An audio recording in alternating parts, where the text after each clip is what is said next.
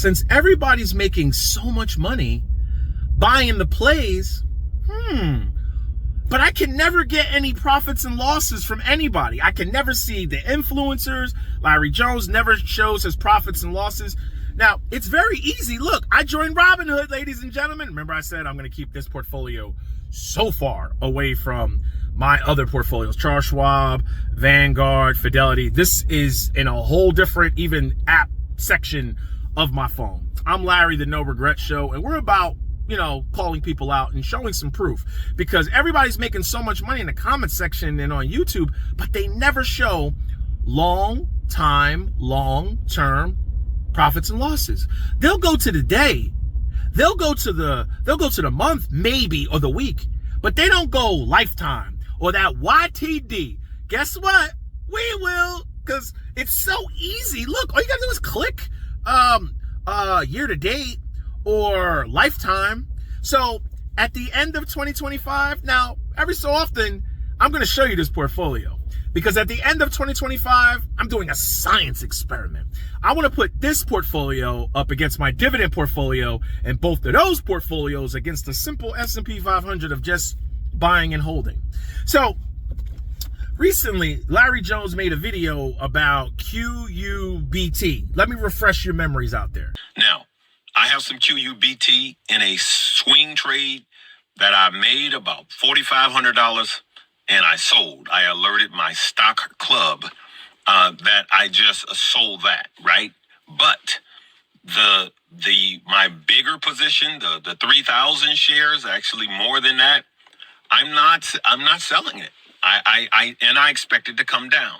Now, what you can do is you could put a trailing stop loss on.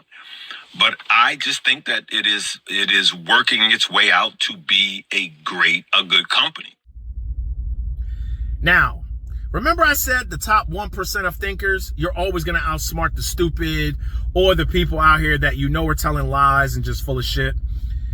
He said it's a great company, right? So guess what? If it's a great company, that means it's a long time investment, right? So I bought it as a long time investment. If he says he swing traded it or day traded it and he alerted the family in the Patreon or Discord, you just told on yourself. You are giving stock advice and you are telling people to buy, sell, or hold and to get in and get out. You see how that works? And if you tell people, and this is the best thing right here. If you tell people you day traded and you swung traded, that means you're a gambler. That means you're a day trader. So 95% of day traders are not profitable long time. So what you're saying is you are smarter than Benjamin Graham, Warren Buffett, Burton G. Macchio, Jack Bogle, who started VOOVTI. It's funny, when the markets are going up, you never mention VOOVTI, AAIOU. You only mention those when the stock market is crashing and you start abandoning ship, deleting videos, jumping into the S&P, the old faithful, when some of us have been investing in that the whole time. So when you tell people to do that, you're triggering people's tax liabilities on themselves. So now, don't worry, it's not just you and your little friends. You, Keenan Grace, Stocks with Josh, Wall Street Trapper, Richard Fame, Zip Trader, anybody that says we have a company to put on your radar or your watch list that has potential. Is it a potential for gambling? Or there's a potential for an investment? Because somewhere down the line, we veered away from generational wealth, generational, freedom, the FIRE movement. The financial independent, retire early. We transition into gambling our asses off.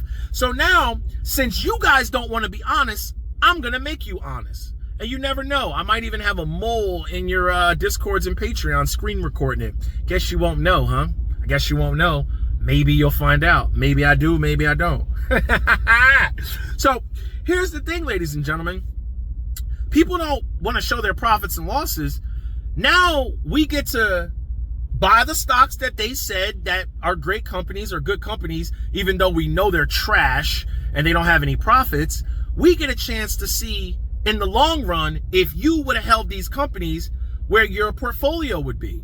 Because we don't get a chance to see the NEO people who are holding NEO. We don't get a chance to see the people with ChargePoint, GME, AMC, Hyliion, Mullen.